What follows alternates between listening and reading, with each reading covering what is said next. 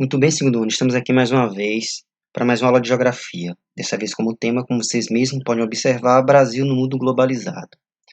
A gente vai interpretar um pouco aqui como o Brasil ele tem participado na divisão internacional do trabalho, das relações econômicas, desde o período colonial, no caso da expansão marítima, até o contexto atual.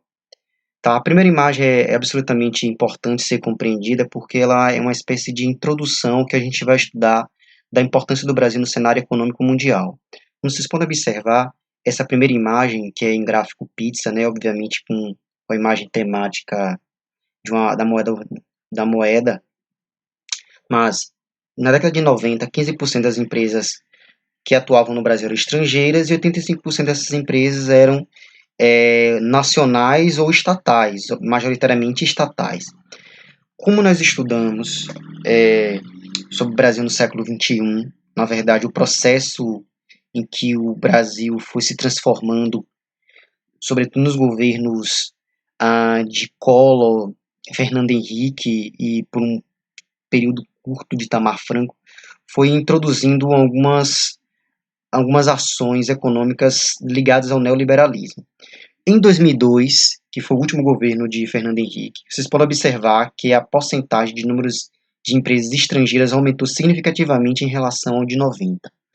E, é claro, a partir de 2003, que é objetivamente quando começa o governo Lula, em função, obviamente, de uma base ideológica, que não vou dizer que é necessariamente de esquerda, mas que não é, digamos, não é tão alinhada ao poderio econômico e político estadunidense, as relações econômicas mudaram drasticamente. Vocês podem observar que em 2002, 25,7% da economia brasileira estava ligada às relações comerciais com os Estados Unidos, e em 2011, obviamente esse gráfico ele é defasado, mas ele dá para ser interpretado como um processo de mudança. Hoje, como esse gráfico aqui demonstra em 2011, majoritariamente nossas relações comerciais é estabelecida com a Ásia, sobretudo com a China.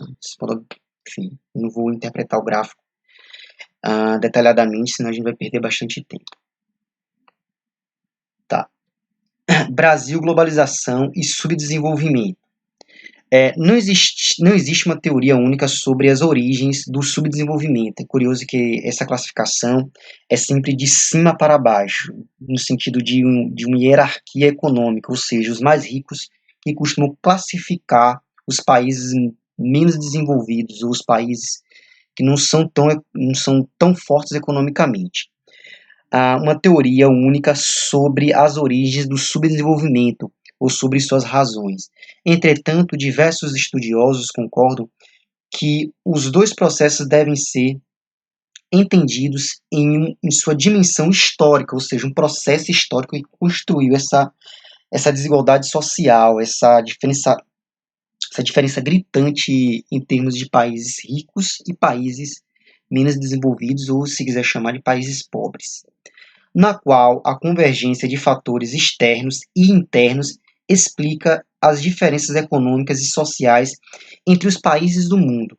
A origem do processo de formação dos atuais países desenvolvidos, ela remonta, na verdade, às grandes navegações, né? Os estados nacionais, os estados-nação, obviamente da Europa, obviamente para quem estudou história, é claro. Eles conquistaram o chamado Novo Mundo no século XVII, XVIII, ao longo do século XIX, e no final do século XIX eles conquistaram a Ásia, o chamado neocolonialismo, a Ásia e a África, consolidando ainda mais o poder econômico e político europeu no mundo. Nessa época, esses estados expandiram o comércio, explorando produtos e recursos na América, da África e da Ásia, e passaram a exercer forte domínio sobre os povos desses continentes, controlando a extração e a produção neles realizadas. Na verdade, o modelo europeu dominou pela força e, obviamente, depois em termos ideológicos. Convenceu o mundo que seu modelo era o melhor, e vivemos nele e não questionamos se ele é certo ou se é errado. Na verdade, quem questiona não tem poder de mudar, né? As terras conquistadas e dominadas não possuíam autonomia administrativa e seus recursos e riquezas eram explorados intensamente em benefício de alguns países, como Portugal, Espanha, Holanda, França e Inglaterra. Tá, como vocês podem observar, a gente está falando do papel econômico brasileiro e das nações, obviamente, que foram, das nações não, dos territórios que foram colonizados em relação à Europa. Brasil ligado, obviamente, a Portugal. Essa exploração podia ser em metais preciosos, os minerais, como no Brasil teve o caso do ouro, do diamante, ou exploração agrícola, no caso do Brasil, teve a cana-de-açúcar, no início, pau-brasil, cana-de-açúcar, algodão, borracha, enfim. É claro que muitos interpretam, e na verdade eles evidenciam isso, que não é um fator determinante. Por exemplo, a Austrália, que era uma chamada colônia prisional, era um local de degredo, né, como era chamado na época. Os prisioneiros eram chamados para a Austrália. Hoje a Austrália, como também a Nova Zelândia, que são países que ainda hoje são considerados como protetorados ingleses, né, eles consideram ainda a rainha como a rainha deles, se destacam economicamente mundialmente e também em seu IDH, né, o Índice de Desenvolvimento Humano. A Divisão Internacional do Trabalho, a DIT, em todas as etapas do desenvolvimento capitalista, foi sempre estabelecida em razão das necessidades de acumulação de capital dos países centrais e mediante a submissão dos que se encontravam no outro polo do sistema, o sistema colonial, né, o exclusivismo colonial.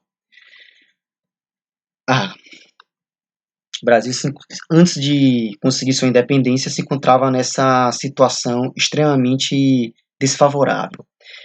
Nessa primeira fase, a Divisão Internacional do Trabalho capitalista, a periferia se dedicava à produção mineral ou agrária destinada à exportação.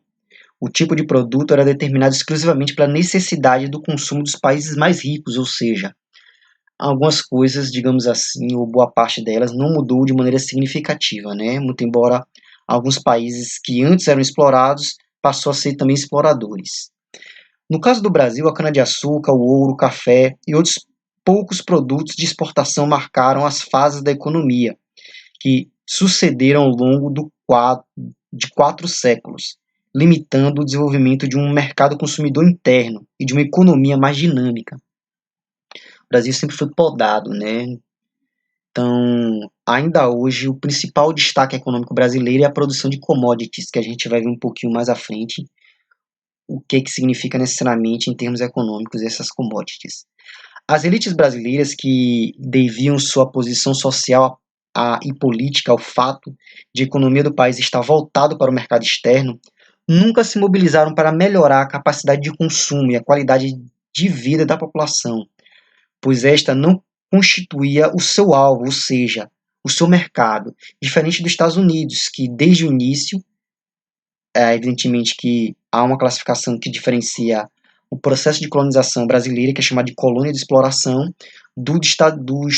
das 13 colônias, o atual Estados Unidos, que é chamada colônia de povoamento, onde as pessoas se fixaram para, de fato, criar uma sociedade em que eles estivessem longe do domínio inglês, que ainda assim não adiantou muita coisa, né? Só depois da independência. O termo subdesenvolvimento, desculpa, deixa eu ler o subtítulo. Nível de desenvolvimento dos países e as classificações. A gente falou um pouquinho da história, de como o Brasil sempre se encontrou numa posição subalterna, periférica, e vamos aqui falar um pouco sobre como esse processo histórico fez com que o Brasil fosse classificado como primeiro subdesenvolvido e depois como um país emergente. O termo de subdesenvolvido surgiu após a Segunda Guerra Mundial, quando a ONU publicou uma série de dados estatísticos sobre a situação socioeconômica dos países. A partir de então, as diferenças econômicas e de qualidade de vida existentes entre os países passaram a ser quantificadas, sobretudo em termos econômicos, e através do IDH também. É comum referir-se aos Estados-nação desenvolvidos como países do norte e aos subdesenvolvidos como países do sul. Havia classificação conceitual, digamos assim, simplista, obviamente que o simplista no sentido do que o livro tentou passar de maneira didática para os estudantes que estão iniciando nesse conteúdo. Os países desenvolvidos considerados centrais na economia mundial estão situados quase todos no hemisfério sul, com exceção da Nova Zelândia e da Austrália, que é uma classificação que não leva em consideração exatamente a localização geográfica, e sim as condições sociais e, sobretudo, as condições econômicas desse país. Então, uma classificação muito mais nesse sentido do que necessariamente uma localização geográfica. Os países do Sul pertencem ao mundo subdesenvolvido e continuam à periferia e à semiperiferia da economia mundial. Considerando as fortes relações, e olha que aqui não está nem falando da classificação de primeiro, segundo e terceiro mundo. Considerando as fortes relações atuais de dependência que se estruturam entre os dois grupos de países, os subdesenvolvidos estão subordinados aos interesses econômicos, financeiros e políticos dos desenvolvidos. Será que é uma continuação do período colonial? Acho que sim, né? A expressão países emergentes também é utilizado pelas organizações internacionais, e o Brasil está dentro desse corpo, né, desse grupo de países, dessa classificação. Nesse grupo, bastante heterogêneo, encontra-se China, Rússia, Brasil, Índia, México e África do Sul, e tem economias mais dinâmicas, além de Indonésia, Egito, Turquia, Filipinas, Malásia, Irã, entre outros. É claro que não vai trazer todos aqui, que são muitos. São países que, embora não tenham um papel de liderança nas decisões tomadas no sistema capitalista, exceto de certa forma a China e Rússia, que inclusive tem um poderio nuclear, estão entre os de maior PIB do mundo. O Brasil, inclusive, é o 9º maior PIB do mundo atualmente. E apresentam grandes mercados consumidores, exportações em crescimento, aplicação de recursos em infraestrutura, relativo aumento no ingresso de investimentos estrangeiros. É um país que cada vez mais se torna, digamos, atrativo aos países desenvolvidos. Tá, como você pode ver aqui, os países que formam um BRICS, que não é necessariamente um bloco, é um grupo de países que pode se tornar um bloco. A população brasileira aqui nesse contexto era de 194 milhões, atualmente é de 209 milhões. População russa menor, o PIB russo é de 2 trilhões. Você pode observar que o IDH, entre os países do BRICS, o russo é o melhor.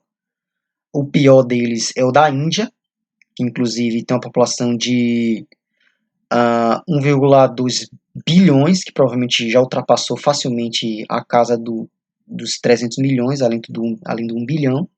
A China, que é o mais populoso, o mais rico.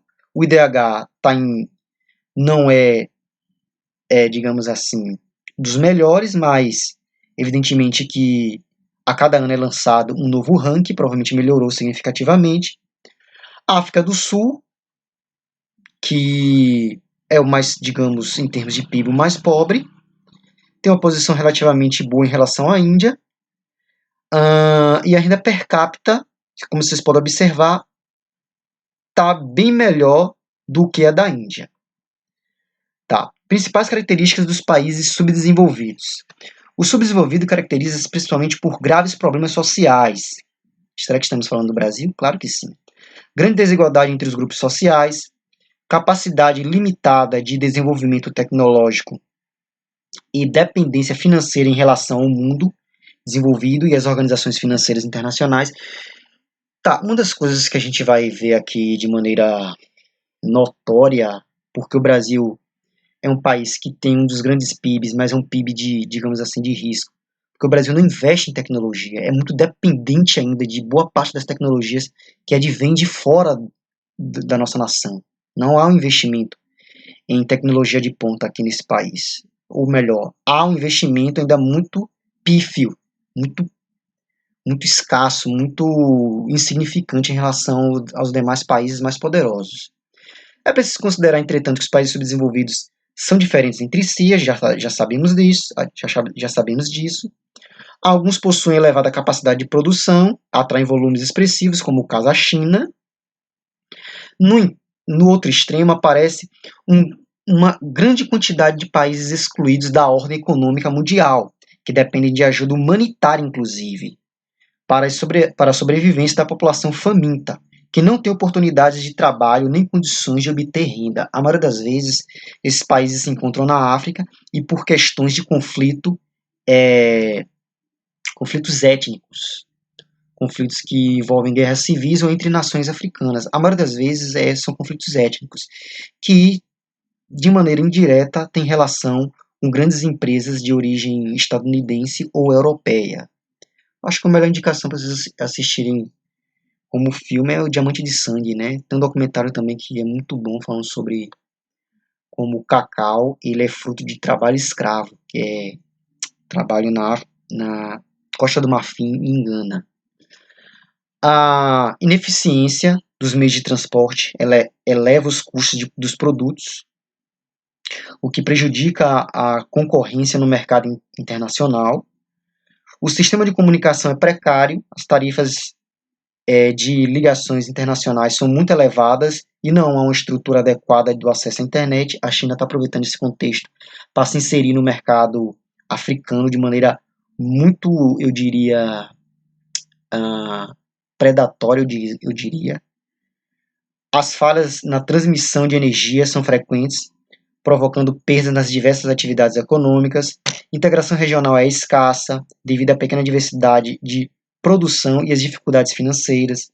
A produção predominante de bens primários para exportação dificulta a competitividade no mercado internacional, devido, entre outros fatores, às políticas de proteção e à produção agrícola existente nos países mais desenvolvidos, os chamados subsídios. Os Estados Unidos é famosíssimo em relação a isso, né? De ajudar os produtores rurais americanos, fazendo com que os produtos estrangeiros não consigam competir.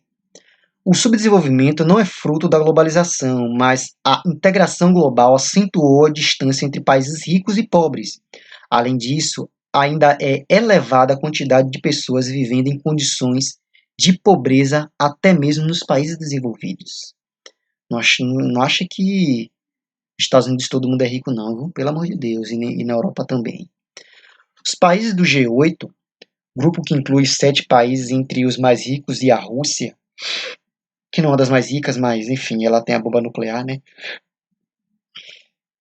Ela entra em qualquer lugar, brincadeira, não sei se isso é verdade não, tá?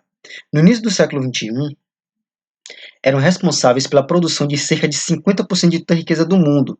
Todos os demais países reunidos, cerca de 185, onde viviam 85% da população mundial, produzem os 50% restantes. O bicho está pegando.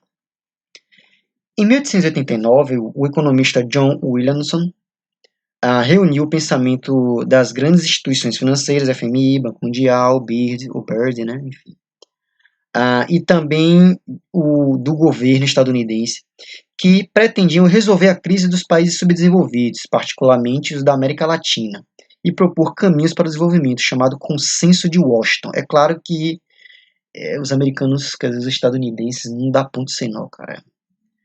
Essa medida de ajuda, entre aspas, obviamente tinha como objetivo inserir a sua concepção neoliberal ainda de maneira ainda mais forte na América Latina.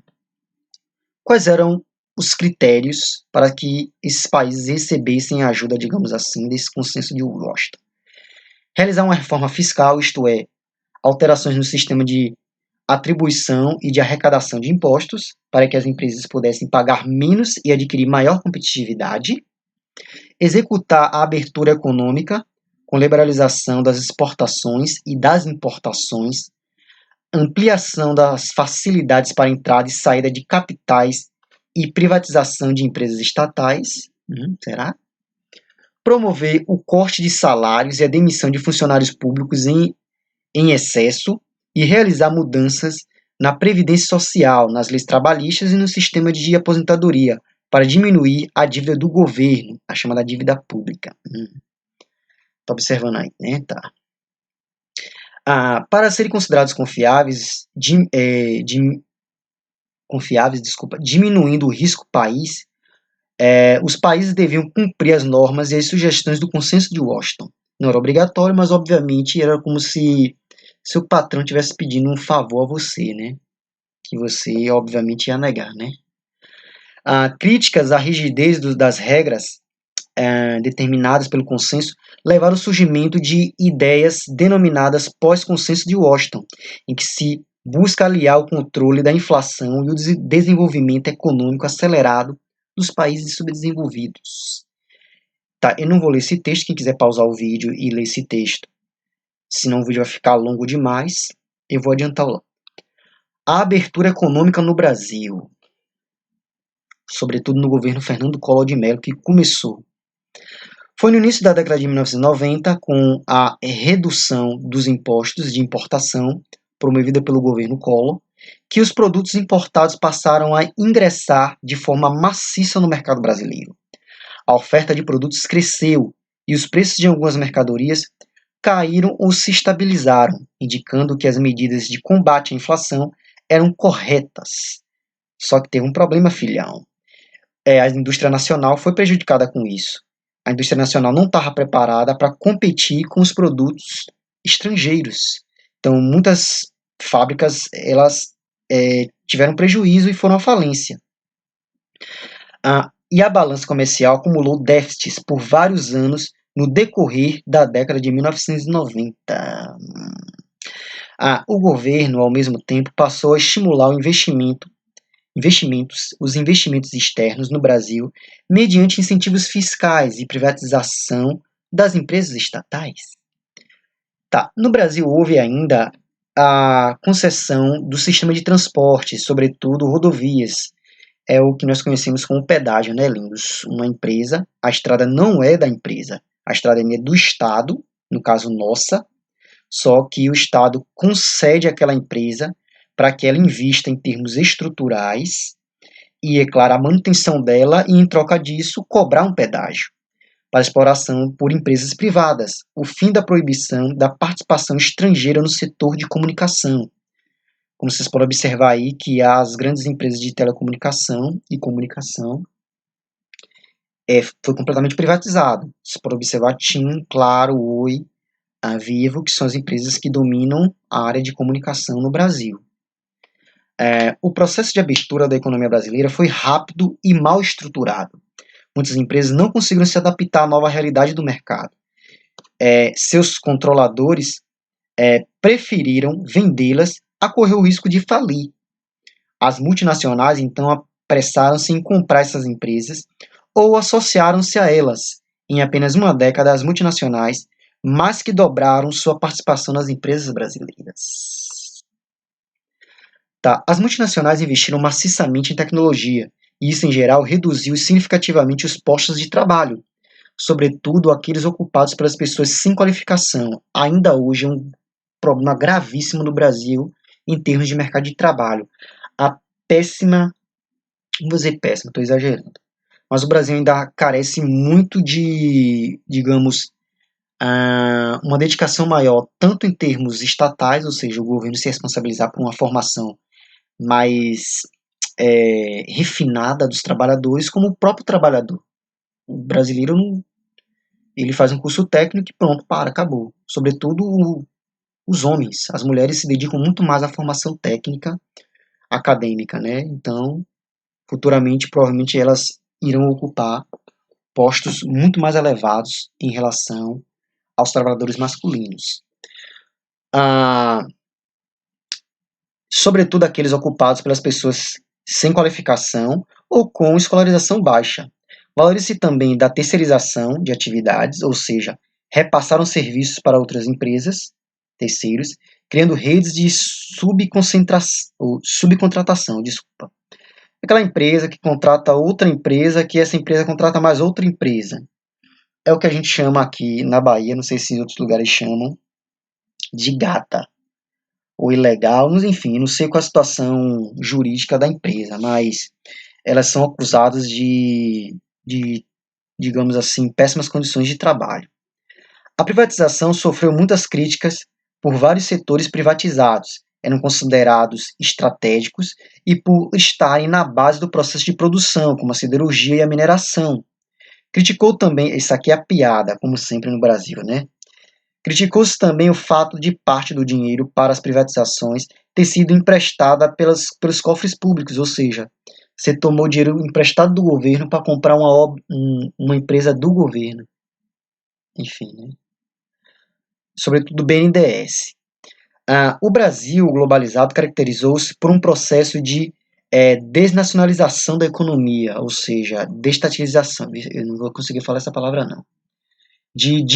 A diminuição gradativa ou acelerada da participação estatal das empresas. E para muitas pessoas atualmente, em pleno 2019 ou 2020, defende essa intensificação de desnacionalização da economia, ou seja, privatizar ainda mais empresas estatais, já que a fatia mais expressiva dos negócios de privatização coube ao capital estrangeiro. No início do século XXI, entre as 500 maiores empresas do mundo, cerca de 400 possuem filiais em territórios brasileiros. Oh, território brasileiro. Tá. A partir de 2013, a privatização pautada na venda de estatais perdeu fôlego, obviamente com a intervenção do PT, para realizar investimentos na construção de grandes obras de infraestrutura. O governo passou a utilizar o sistema de parcerias público-privadas, nas quais o Estado conta com a participação do capital privado. O Brasil, economia global, de 2002 a 2011. Apesar de todas as transformações socioeconômicas e espaciais decorrentes da inserção do Brasil no mundo globalizado, a participação do país no comércio mundial continua muito reduzida. Ela representava, em 2012, cerca de 1,3% do total de todas as transações realizadas no planeta. Muito pouco, né? Enfim.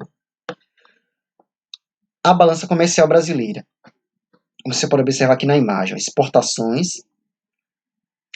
O Brasil importa, ou seja, compra 226 bilhões, enquanto exporta 256 bilhões. Vocês podem observar aqui na imagem, combustível fóssil, equipamentos mecânicos, eletroeletrônicos, produtos químicos, fertilizantes e automóveis e partes de automóveis, né? Tá. Ou seja, a gente importa muitos equipamentos de alto nível tecnológico e exporta muito produto que é o chamado de commodity, né, que a gente vai ler um pouquinho aqui mais adiante.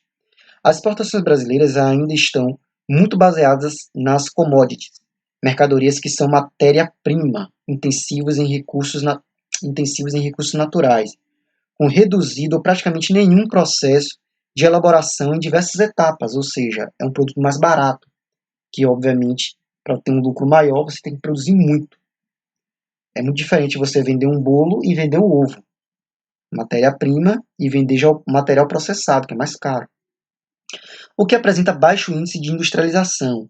Os principais produtos de exportação do Brasil são suco de laranja, café, açúcar, soja, minério de ferro, celulose, etanol, carne bovina e aviária também, não botou aqui, mas tem, e outros produtos de baixo valor agregado, ou seja, a gente vende produto que não é de alto nível tecnológico e por isso a nossa balança comercial nesse setor é sempre desfavorável.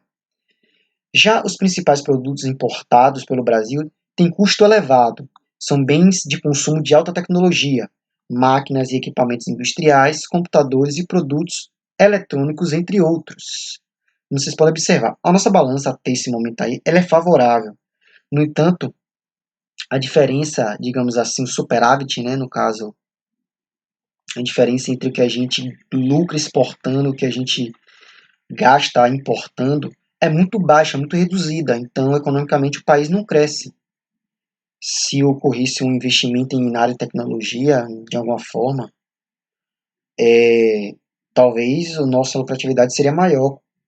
Enfim, a gente pode comparar o caso da China, né? Enfim. Já telefones celulares, automóveis, o Brasil também exporta tecnologia. Exporta tecnologia. Telefones celulares, automóveis, caminhões, máquinas agrícolas. No entanto, esses produtos não têm uma participação expressiva no conjunto dos bens exportados pelo país. Tá, uma leitura complementar aqui que é interessante. O Brasil também tem multinacionais, é porque a gente se habituou tanto a achar que o Brasil só é um país que sempre recebe tecnologia de alto nível de fora, mas temos também as nossas multinacionais. Petrobras é uma multinacional, a Ambev, que agora é Embev, que é a fábrica de bebidas, a fabricante, melhor administradora da Skol, das marcas Skol, Brahma. Tá, os produtos originários de países em desenvolvimento enfrentam o protecionismo das nações desenvolvidas. A agropecuária, por exemplo, é o setor em que o Brasil se tornou altamente competitivo, aliás, é o maior produtor de proteína do mundo, tem o maior rebanho para abate do mundo, sem praticamente contar com os subsídios. Tem restrições para entrar no mercado dos Estados Unidos, da União Europeia e do Japão. Nesse contexto, muitas empresas brasileiras abriram filiais em outros países e se internacionalizaram com o intuito de ampliar vendas no mercado externo. São multinacionais brasileiras. Vou falar só algumas aqui, ó, que é interessante, que vocês conhecem. A Embraer, que é eu diria que é a de nível tecnológico mais avançado. O Itaú, obviamente, o Banco Bradesco, Magrif, Brasil Foods, a Friboi, como vocês conhecem, do escândalo, Suzano, Fibria, papel e celulose e o eucalipto, como tem aqui, Alpargatas, calçados e lãs de caminhões, Petrobras, como vocês conhecem, a Vale, Odebrecht, que é baiana, inclusive, envolvida no escândalo, como vocês bem sabem, a Ambev, que digamos assim, se uniu a Interbrew, acho que a pronúncia é essa, não sei corretamente não, que é a da Bélgica. Tá, não vou falar muitas outras não, senão vou perder muito tempo. Tem a Marco Polo aqui, que já vimos em ônibus, né? Que é nacional. E a Agrale também, que é sobretudo de veículos automotores e também, eu acho que, maquinário agrícola. Tá, o mapa que mostra a participação de 2006 e 2011 do Brasil à presença das multinacionais. Vocês podem observar que aumentou nos Estados Unidos, aumentou na América Latina, diminuiu significativamente na Europa, o leste europeu continua, na Ásia diminuiu significativamente, mesmo porque o avanço chinês fez com que elas perdessem espaço, na Oceania conseguiu um novo mercado, e na África aumentou muito pouco. Tá. Balanço de pagamentos. O que significa isso? O balanço de pagamentos é a soma de todas as transações econômicas realizadas por um país com o resto do mundo. Essas transações envolvem o comércio de bens, balança comercial, e o comércio de serviços, fretes, turismo, comércio eletrônico, serviços de telecomunicações, aluguel, satélite e outros equipamentos. Venda de informações, nos casos royalties, né? Aqui, ó. O valor cobrado pelo uso das marcas. Empréstimos internacionais como FMI, Banco Mundial e outras instituições financeiras. Tá. No balanço de pagamentos estão incluídas também as rendas remetidas por pessoas que trabalham em outros países, transações unilaterais, além dos juros sobre a dívida externa. Tá vendo aqui a soma dos débitos contraídos pelo governo e por empresas de um país estrangeiro, sobretudo empréstimos ao FMI. O Brasil tomou um empréstimo ao FMI com o objetivo de fazer um tipo de ação governamental de infraestrutura ou qualquer outra coisa, e virou, obviamente, uma dívida. O maior responsável por essa dívida nos países em geral é o governo, porque ele é o responsável por tomar os empréstimos, juntamente no pagamento de juros da dívida externa, que a balança de pagamentos do Brasil é estrangulada. E muitas vezes o FMI toma medidas até as chamadas medidas de austeridade, ou seja, são ações que o governo tem que tomar para ele se comprometer a pagar essa dívida. É que nem você tomar emprestado de algum seu pai proibir de você gastar em várias coisas. É claro que o FMI não é nosso pai, né? Que ele não é tão bonzinho assim. O FMI normalmente formaliza esses acordos mediante uma meta, pela qual o governo é obrigado a obter um superávit primário equivalente a uma porcentagem do PIB total do país, que gira em torno de 3 a 5%. Aqui é curioso. Em fevereiro de 2008, a imprensa deu grande destaque ao fato do Brasil, pela primeira vez ao longo de sua história, ter se tornado o país credor do sistema financeiro internacional. As reservas internacionais e os depósitos em bancos no exterior, entre outros, superaram em cerca de 4 bilhões a dívida externa, ou seja, a gente conseguiu atingir o valor exigido pela FMI e ainda ultrapassou. Em 2013, a dívida externa bruta brasileira de 310 bilhões e nós atingimos 376 bilhões, ultrapassamos em muito o que nós devíamos. Tá, essa aqui é a última parte, isso aqui é uma coisa que é muito importante vocês entenderem. Como nesse texto aqui, que é do IPEA, que é um Instituto de Pesquisa e Estatística, ele é um órgão governamental, ou seja, é uma informação oficializada por um órgão, que pesquisou que os mais pobres pagam mais impostos do que os mais ricos. Os 10% mais ricos concentram 75% da riqueza do país. Para agravar ainda mais o quadro da desigualdade brasileira, os pobres pagam mais impostos que os ricos. Os 10% mais pobres do país comprometem 36% do seu rendimento em impostos, que são os impostos indiretos, ou seja, você comprou um objeto, o imposto já está embutido. Enquanto os mais ricos, 23%. Ou seja, quem ganha mais deve pagar mais. Essa é a argumentação do presidente do IPEA, né? Durante a apresentação do levantamento que foi feito por pesquisadores das diretorias de estudos sociais. O número do IPEA mostra que os impostos indiretos, aqueles embutidos nos preços dos produtos e serviços, são os principais indutores dessa desigualdade. Tá, sendo assim, por hoje dou por encerrada a aula. Espero que vocês estejam bem, a família de vocês, e até a próxima